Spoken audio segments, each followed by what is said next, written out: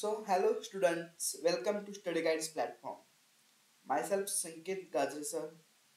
Today we have discussed your next topics agronomy, seed, definitions of the seeds, their characteristics of the good quality seeds, seed treatments and its objective of the seed dormancy, definition of the seed dormancy, causes of the seed dormancy and multiplication stages of the seed. These points, multiplication stages of the seed, these points cover our next lecture. So today we have discussed seed definition, characteristics of the quality seed, seed treatments and its objective, seed dormancy and causes of the seed dormancy. So lecture start now. First upon definitions of the seeds. Seed means काय आहे? तर seed म्हणजे काय? तुम्हाला सगळ्यांना seed माहिती आहे. तुम्ही पाहिलं असेल की प्रत्येकाच्या घरी सीड असतं. सीड काय आहे हे तुम्हाला सगळ्यांना माहिती आहे. तर आता डेफिनेशन आपण पाहूया सीड म्हणजे काय आहे. विद्यार्थी मित्रांनो, सर्वप्रथम तुम्ही सबस्क्राईबर केलं नसेल तर सबस्क्राईब करून ठेवा, कारण आपला जो काही लेक्चरच्या नोट्सचा जो काही सोर्स आहे तो अतिशय बेस्ट सोर्स आहे. खूप सारे रेफरन्स बुक मधून आपण हा सोर्स घेतलेला आहे. तर सीड, प्रथमतः सीडची डेफिनेशन पाहूया. सीड म्हणजे काय तुम्हाला दिसत असेल, डायग्राम पण आहे आपली त्याच्यामध्ये. ही काय आहे? सीड आहे. Okay. So any material used for sowing, असं मटेरियल की जे आपण सोविंग साठी किंवा प्लांटिंग साठी किंवा प्रोपोगेशन ऑफ द क्रॉप साठी यूज करतो, तर त्याला काय बोलतात? सीड बोलतात. म्हणजे काय? Any material used for sowing or planting or propagation of the crop is called as the seed. It's may be in the forms of seed or seedlings. त्यामध्ये काय काय येतं? सीड येतं किंवा सीडलिंग्स येतं किंवा तुमचे त्यापासून काय फॉर्म होतात? सीड पासून सीडलिंग्स तयार होतात. त्याचबरोबर ट्यूबर फॉर्म होतात, बल्ब फॉर्म होतात, रायझोम्स फॉर्म होतात, रूट्स और कटिंग और ग्राफ्ट्स और the any other vegetatively propagated material. तर सीडलिंग्स म्हणजे काय?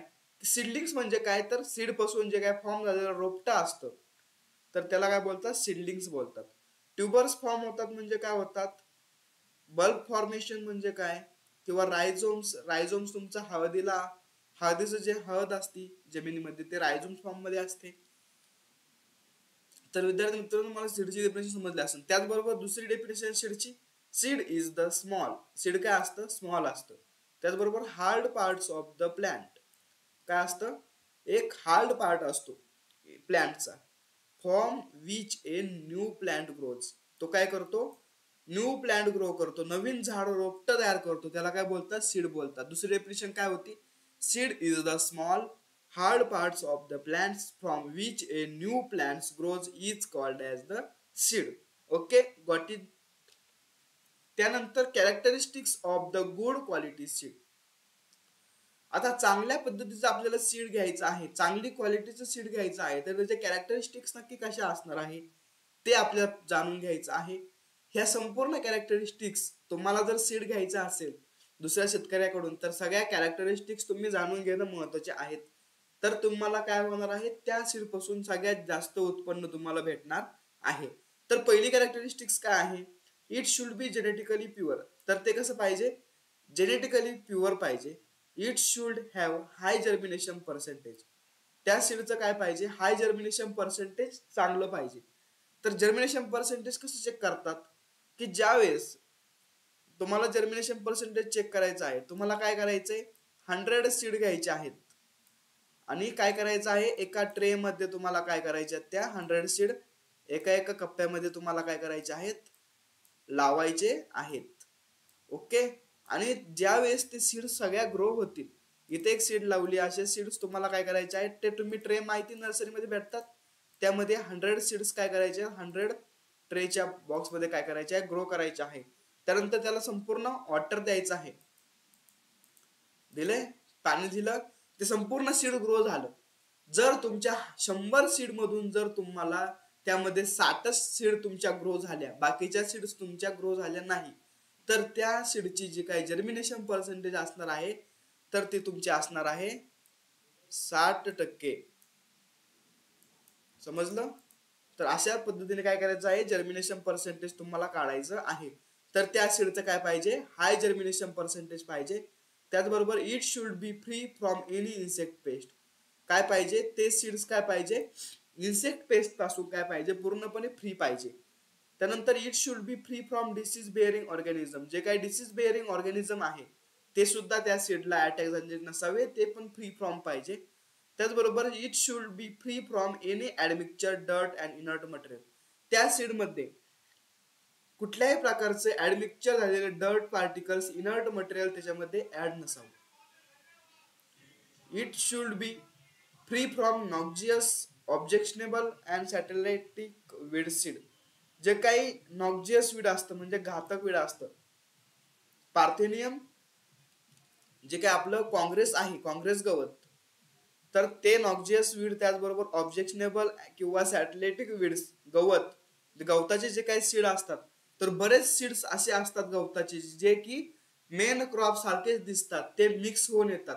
मग काय होईल, आपण जर सीड जर ग्रो केलं तर आपल्या शेतामध्ये क्रॉप कमी, ते गवतच जास्त उगेल. त्यामुळे आपण काय करायचं आहे, जे काही नॉक्झियस वीड असतं, ऑब्जेक्शनेबल वीड आहे किंवा सॅटेलाइट वीड आहे, तर ते कसे पाहिजे, फ्री फ्रॉम पाहिजे, त्याच्यामध्ये नसावे. त्यानंतर इट शुड बी क्लीन. ते सीड्स कसे पाहिजे, क्लीन पाहिजे, ड्राय पाहिजे, त्याचबरोबर बोल्ड पाहिजे, uniform in size and shape पाहिजे. It should have optimum moisture content for storage. तर त्या सीडचं जे काय ऑप्टिमम मॉइश्चर कंटेंट आहे, मॉइश्चर म्हणजे काय, ओलावा, तर त्या सीडमध्ये जो काय ओलावा आहे, स्टोरेज, जर लॉंग टर्म स्टोरेज साठी किती पाहिजे, 6 to 8% इतकं मॉइश्चर कंटेंट पाहिजे. आणि शॉर्ट टर्म स्टोरेज साठी 10 to 13% इतकं मॉइश्चर कंटेंट त्याच्यामध्ये अवेलेबल असलं पाहिजे. The seed should be collected from fully mature crops. जे सीड आहे तर ते कलेक्ट कुठून केलं पाहिजे, एक फुल्ली मॅच्युअर क्रॉप पासून काय केलं पाहिजे, ते सीड्स कलेक्ट केलं पाहिजे. जर आपण अनफुल्ली मॅच्युअर क्रॉप पासून जर कलेक्ट केलं तर काय होईल, त्याच्यामध्ये जेनेटिकल प्युरिटी नसणार आहे, त्याचं जर्मिनेशन पर्सेंटेज सुद्धा कमी असेल आणि त्याच्याकडे रोग प्रतिकार शक्ती कमी असणार आहे. सो आपल्याला सीड काय करायचं आहे, फुल्ली मॅच्युअर क्रॉप पासून कलेक्ट करायचं आहे. त्याचबरोबर वेल डेव्हलप पाहिजे, bold and plump in size त्याची असली पाहिजे, इत्यादी हे काय होते characteristics of the good quality seed. त्यानंतर definition of the seed treatment. आता सीड ट्रीटमेंट म्हणजे काय आहे, सीड ट्रीटमेंट म्हणजे काय विद्यार्थी मित्रांनो, की समजा तुम्हाला आता याचं एक्झाम्पल आपण कोरोना घेऊया, कोविड-19.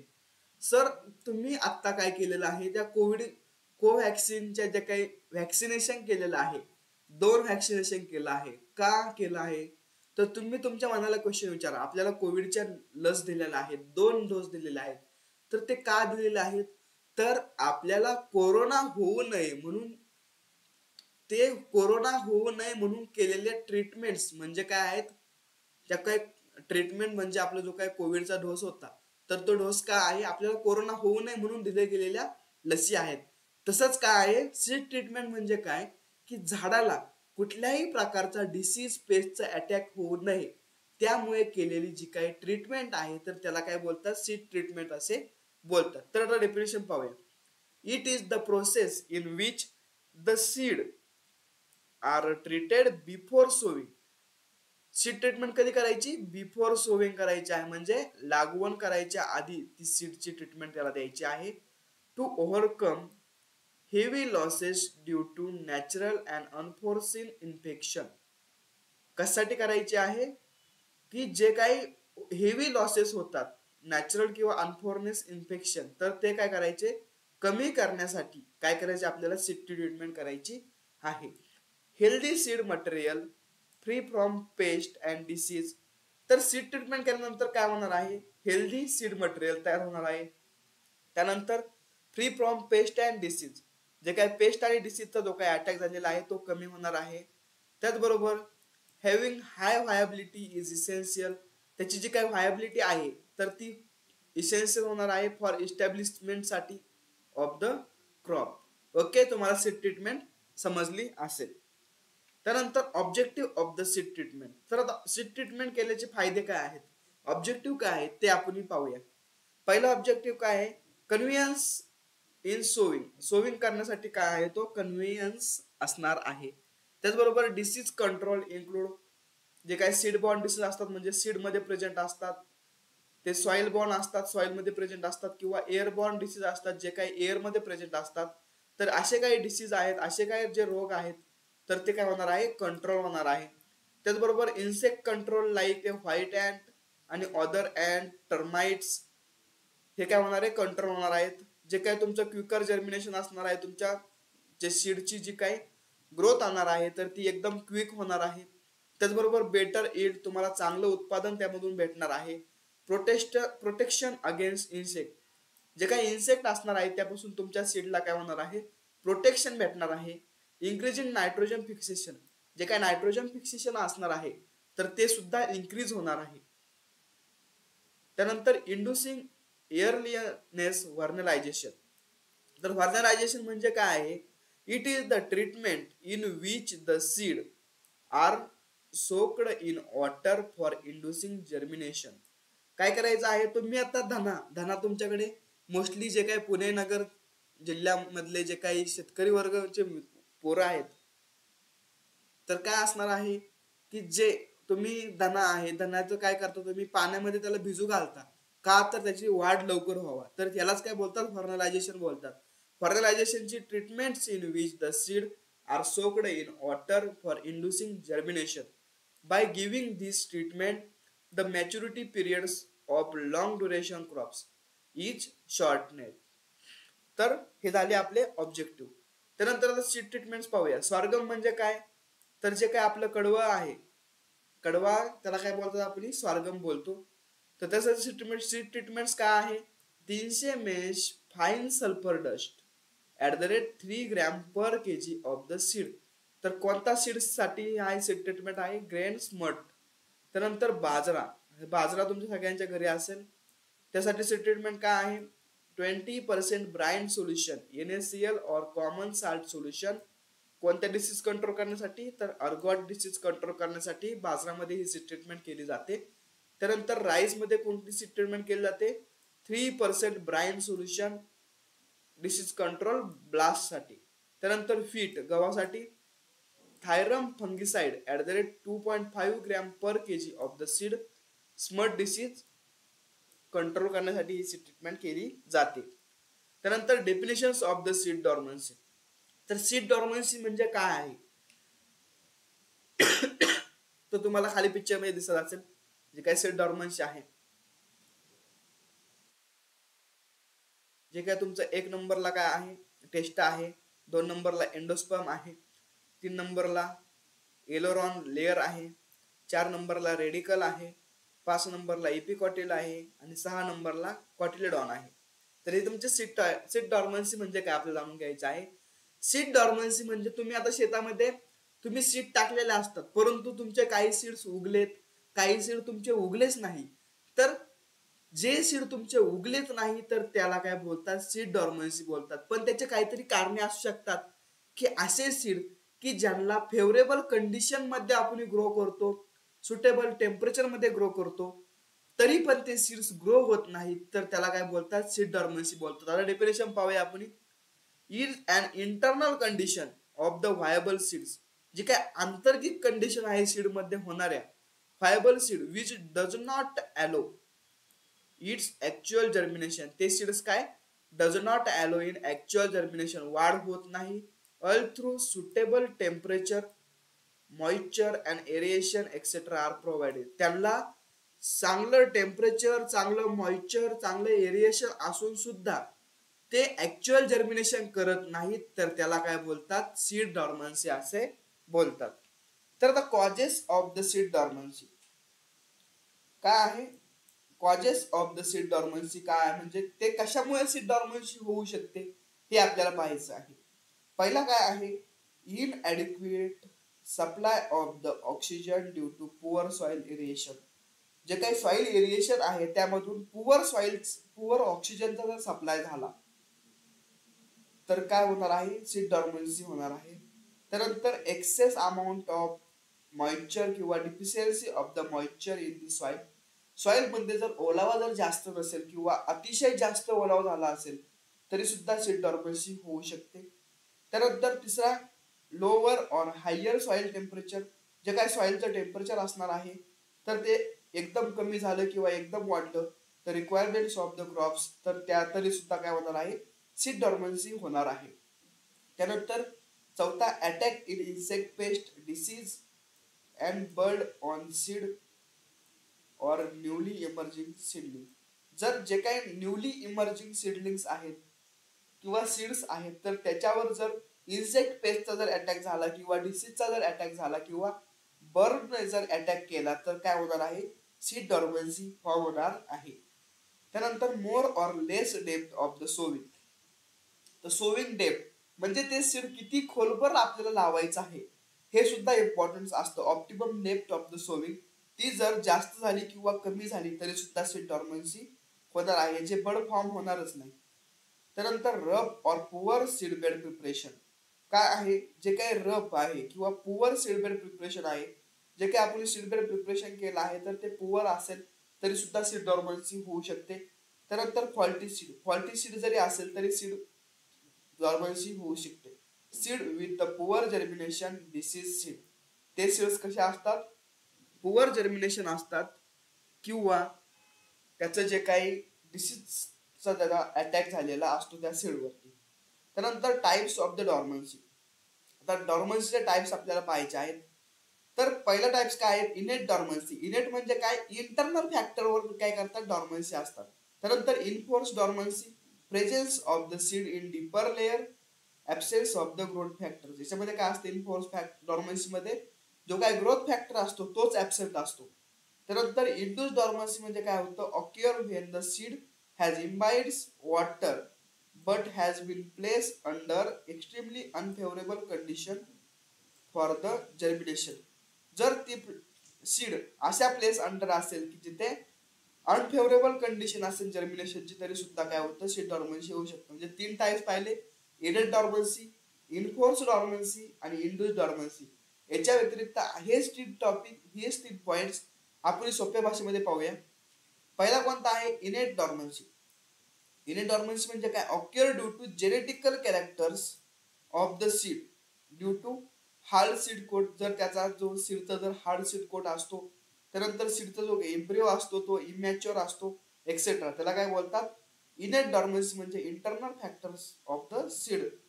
त्यानंतर दुसरा काय आहे, enforce dormancy. Enforce dormancy due to condition is deficient oxygen, excess carbon dioxide and deep placement of the seed in the soil. म्हणजे इनफोर्स डॉर्मन्सी म्हणजे काय, की अशी कंडिशन की ज्यावेळेस ऑक्सिजनची कमतरता असेल, डिफिशियन्स ऑफ द ऑक्सिजन किंवा excess amount of the carbon dioxide, जास्त प्रमाणामध्ये कार्बन डायऑक्साइडचा सप्लाय झालेला असेल किंवा deep placement of the seed. जे काही सीड आपण ग्रो केलं आहे ते अतिशय डीप म्हणजे एकदम खोलवर त्याची लागवड केली आहे, तर तेव्हा सुद्धा काय बोलतात, इनफोर्स डॉर्मन्सी असे बोलतात. त्यानंतर थर्ड पॉइंट काय आहे, induced dormancy. Induced dormancy means काय आहे, due to sudden physiological changes in the seed by unfavourable climatic condition. ज्यावेळेस अनफेवरेबल क्लायमॅटिक कंडिशन्स फॉर्म होणार आहे त्यावेळेस काय होणार आहे, इंड्यूस डॉर्मन्सी ही हा टाइप्स फॉर्म होणार आहे. तर हे 3 टाइप्स आपण पाहिले. तुम्हाला टाइप्स ऑफ द डॉर्मन्सी समजले असेल. फर्स्ट वन कोणता पाहिला, इनेट डॉर्मन्सी. सेकंड वन पाहिला इनफोर्स डॉर्मन्सी. थर्ड वन पाहिला इंड्यूस डॉर्मन्सी. हे 3 टाइप्स आपल्याला पाहिलेले आहेत. तर विद्यार्थी मित्रांनो, आता आपण पाहणार आहोत ब्रेकिंग डॉर्मन्सी. जर तुमच्या सीडला सीड डॉर्मन्सी झालेले आहे म्हणजे ते तुमचे सीड फेवरेबल कंडिशनला सुद्धा ग्रो होऊ शकत नाही, अशा वेळेस आपण काय केलं पाहिजे, तर अशा वेळेस आपल्याला काय करायचं आहे, ब्रेकिंग सीड डॉर्मन्सीच्या मेथड्स यूज करायच्या आहेत.